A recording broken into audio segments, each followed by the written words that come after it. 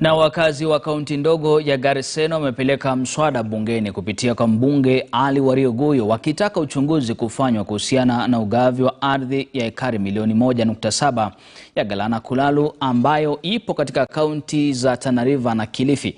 Wanasema zoezi hilo limekuwa likiendeshwa pasi kwa uhusisho wenyeji na viongozi wao na huenda likatonesha kidonda cha ardhi maeneo hayo ya pwani. Galana Kulalu was supposed to be a national food basket.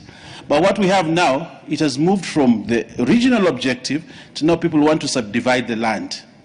And that there are people who have been earmarked to be given this land. We have been requesting for a meeting to participate and consult on this. But I think government keeps on dodging these meetings. What we are asking government to do is only one simple thing.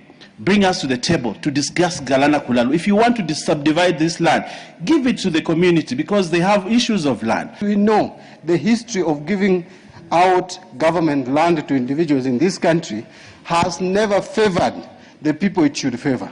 It is given to people who will be absentee landlords, who will keep it for speculative purposes, will not even grow anything.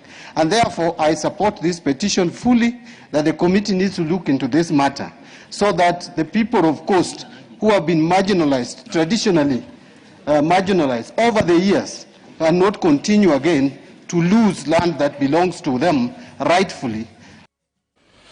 Na mtazamaji, kitumbua cha gavana Mike Sonko kinaendelea kuingia mchanga kila kuchao. Siku ya jana bunge la kaunti ya Nairobi